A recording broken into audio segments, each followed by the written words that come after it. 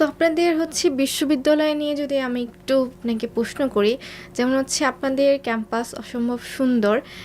জাহাঙ্গীরনগর বিশ্ববিদ্যালয় ক্যাম্পাসের আমরা দেখতে পারি যে যখন শিক্ষার্থীরা হচ্ছে ভর্তি হতে আসে তাদের বিভিন্ন ধরনের সমস্যার মুখোমুখি হতে হয়। এক হল থেকে আরেক হল, এক বিল্ডিং থেকে আরেক বিল্ডিংয়ে তাদের অনেক যাতায়াত করতে হয়। তো এই যে অ্যানালগ পদ্ধতিতে ভর্তিটা, সেটাকে হচ্ছে কবে জাকসু হচ্ছে ডিজিটালাইজেশন করবে?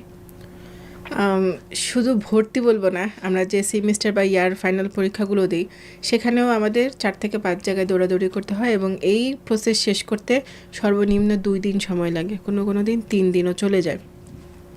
তো আমরা আমাদের তথ্য সম্পাদক আছে লিখন, সে প্রথম থেকে এই জিনিসটা হাত দিয়েছে এবং আমরা একটা কমিটি হয়েছে, সেখানে শিক্ষকরা আছে আইআইটি ডিপার্টমেন্টের, সব মিলিয়ে আমাদের ওখানে কাজ চলতেছে ডিজিটালাইজেশন করার, এবং এটা আমাদের প্যানেলের ইশতেহারেও ছিল। আপনার শিক্ষা প্রতিষ্ঠানের ম্যানেজমেন্ট করে ফেলুন সম্পূর্ণ ডিজিটালাইজড। ব্যবহার করুন তালিমি ক্লাউড স্কুল বা মাদ্রাসা ম্যানেজমেন্ট সফটওয়্যার। সফটওয়্যারটি সম্পূর্ণ ফ্রি ট্রায়াল নিতে এখনই কিউআর কোড স্ক্যান করুন বা কমেন্টে দেওয়া লিঙ্কের ফর্মটি ফিল আপ করুন। আপনি শিবির সমর্থিত প্যানেল থেকে নির্বাচন করায় অনেকে আপনাকে ছাত্রী সংস্থার নেত্রী বলে, কখনো গুপ্ত শিবির বলে। তো এই বিষয়ে আসলে বাস্তবতা কি? আপনি কি আসলে এই বিষয়গুলোর সাথে জড়িত কিনা? ইসলামে প্রধানত বলা হয়েছে যে ঐক্যবদ্ধভাবে থাকার জন্য, কারণ আমরা আমাদের পারিপার্শ্বিক অবস্থা দিয়ে অনেক বেশি প্রভাবিত হই। আমাদের বন্ধু নির্বাচনের কথাও বলা হয়েছে যে তোমরা এমন বন্ধু নির্বাচন করো যে তোমাকে সকাল বিকাল রবের কথা স্মরণ করিয়ে দেয়। আমরা যখন বিচ্ছিন্নভাবে থাকি তখন সেখানে শয়তান খুব ভালোভাবে কার্যক্রম করতে পারে। তো সেখানে নিজেকে সব খারাপ জিনিস থেকে দূরে রাখার জন্য কিংবা নিজের ইমপ্রুভমেন্টের জন্য অথবা ইসলামের জন্য কাজ করার জন্য কেউ যদি শিবির বা ছাত্রী সংস্থায় যুক্ত হয়, আমি এটাকে কখনো খারাপভাবে দেখি না। এখন শিবির প্রধানত ছেলেদের একটা সংগঠন, সেখানে আমার যুক্ত হওয়ার কোনো প্রশ্ন আসে না। এখন বাকি থাকে ছাত্রী সংস্থা। এখন আমাদের আমি যখন প্যানেলে নির্বাচন করছি তখন থেকেই মানে শিক্ষার্থীরা বলতো যে ছাত্রী সংস্থা যদি সামনে আসে তাহলে সেখানে দেখা যাবে যে মেঘলা হচ্ছে সভানেত্রী। তো কিছুদিন আগে ছাত্রী সংস্থার কমিটি আসলো, সভানেত্রী সামনে আসছে ভর্তি পরীক্ষার সময়। তো সেখানে দেখা গেল যে অন্য একজন, হয়তো তাদের পূর্ণাঙ্গ কমিটি আসবে। তো আমরা চাই যে ছাত্রী সংস্থা ক্যাম্পাসে খুব ভালোভাবে কাজ করুক। এখন ভালো, আমি যদি প্রতিবাদ করার জন্য বা ইসলামের কথা বলার জন্য, ন্যায়ের পথে থাকার জন্য যদি আমাকে ছাত্রী সংস্থার ট্যাগ দেওয়া হয়, তাহলে আমি এটা খুব সুন্দরভাবে বরণ করি। যেমন নেপোলিয়নকে কমিউনিস্ট বলা হতো কারণ তার কাজকর্মের জন্য।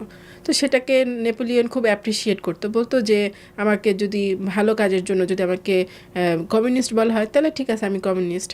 আমিও হচ্ছে সেরকম যে আমাকে এগুলো করার জন্য যদি ছাত্রী সংস্থা বলে তাহলে সেটাকে আমি শব্দটাকে ট্যাগিং হিসেবে ধরি না, শব্দটাকে আমি মুকুট হিসেবে ধরি। তো ঠিক আছে, এই শব্দটাকে আমি মুকুট মনে করে বরণ করে নিলাম, এটা তো খুব খারাপ কিছু তো আর না।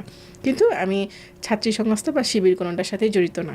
মানে আপনি এগুলোর সাথে সরাসরি সম্পৃক্ত না, এগুলো হচ্ছে সব ধরনের আপনার বিরুদ্ধে একটা মিথ্যা অভিযোগ। জি, অবশ্যই মিথ্যা প্রোপাগান্ডা এটা একটা। আচ্ছা আচ্ছা, এর সাথে হচ্ছে আরেকটা প্রশ্ন আমি হচ্ছে আপনাকে করতে চাই। সেটা হচ্ছে আপনাদের যে প্যানেল, সেটা হচ্ছে শিবির সমর্থিত প্যানেল, এবং আপনাদের প্যানেল থেকে হচ্ছে বেশ সংখ্যক হচ্ছে জাকসুতে হচ্ছে আপনারা জিতে আসছেন।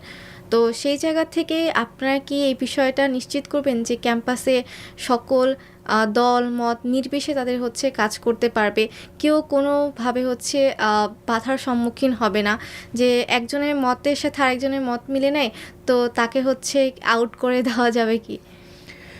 আমরা আমাদের জাকসুতে 25টা পদ, সেই 25টা পদে আমরা 20 জন শিবির প্যানেল থেকে জিতে এসেছি।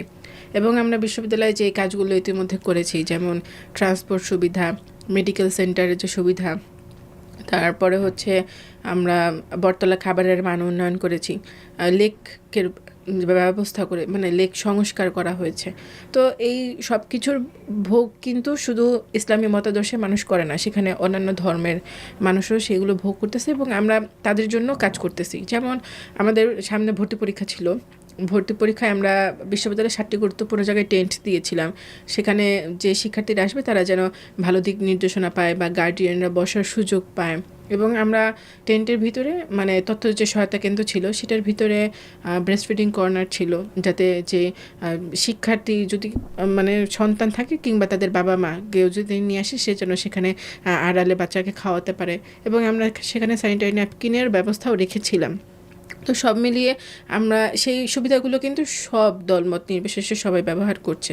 তো আমরা শুধুমাত্র একটা গোষ্ঠীর জন্য কাজ করি না, আমরা সবার হচ্ছে প্রতিনিধি, সব ধর্ম, মতের, গোত্রের, বর্ণের সবার প্রতিনিধি। বর্তমানে নারীদের জন্য একটি গুরুত্বপূর্ণ চ্যালেঞ্জ হচ্ছে তারা অনলাইনে বিভিন্নভাবে বুলিং, স্লাট শেমিংয়ের মতো বিষয়গুলো মুখোমুখি হতে হয়।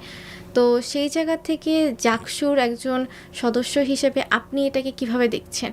কিংবা আপনার ক্যাম্পাসে আপনার সাথে মতের অমিল এমন একজন যদি বুলিং, স্লাট শেমিংয়ের মতো বিষয়ের সম্মুখীন হয়, তো আপনি এটাকে কিভাবে দেখবেন? সাইবার বুলিং বা স্লাট শেমিং আসলে একটি শুধু বিশ্ববিদ্যালয়ের সমস্যা না, এটা পুরো বাংলাদেশের সমস্যা। আমরা দেখি যে যারা চলচ্চিত্র সাথে জড়িত তারা যেমন স্লাট শেমিংয়ের শিকার হয়, যারা রাজনীতিক অঙ্গনে আছে তারাও হচ্ছে। আমরা দেখছি যে সামনে জাতীয় সংসদ নির্বাচনকে কেন্দ্র করে অনেক নারী প্রার্থীরা স্লাট শেমিংয়ের শিকার হচ্ছে প্রতিনিয়ত। এবং আমরা যারা ক্যাম্পাসে ছাত্রী প্রতিনিধি হিসেবে আছি তারা নির্বাচনকালীন সময় থেকে স্লাট শেমিংয়ের শিকার হচ্ছে, এখনও আমরা হচ্ছি। তো আমাদের বাংলাদেশে আসলে এটা কোনো নীতিমালাই নেই যেটা দিয়ে কোনো কাউকে শাস্তি দেওয়া যাবে। যেমন আমরা তুলি আপার ঘটনা যদি দেখি, যে তাকে একটি আসল ফেসবুক অ্যাকাউন্ট থেকে এ ধরনের নোংরা কথা বলা হলো, কিন্তু তার বিরুদ্ধে কোনো পোস্ট নেওয়া মানে পদক্ষেপ নেওয়া হচ্ছে না। তো এর কারণ হচ্ছে যে আমাদের দেশে একটা মানে মানুষের মনস্তত্ত্ব এরকম যে কোনো নারী যদি সামনে আসে কাজ করার জন্য তাহলে এগুলো তার জন্য জায়েজ, এগুলো হচ্ছে তাকে মেনে নিতে হবে। এই জিনিসটা থেকেই আসলে আমার মনে হয় যে পুরুষতান্ত্রিক যে একটা চর্চা, এইটার ফল হচ্ছে মেয়েরা হচ্ছে ভোগ করে, সে যেই মতের হোক, যে পেশার হোক।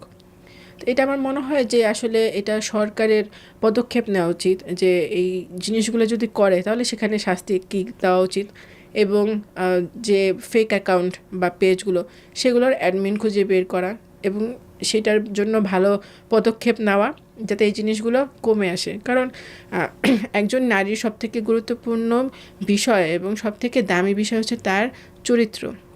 এবং মানুষ জানে যে একটা মেয়েকে কিভাবে নামাতে হবে, তার মানে তার চরিত্রে হাত দিতে হবে আগে, তাকে স্লাট শেমিং করতে হবে যাতে সে ভেঙে পড়ে।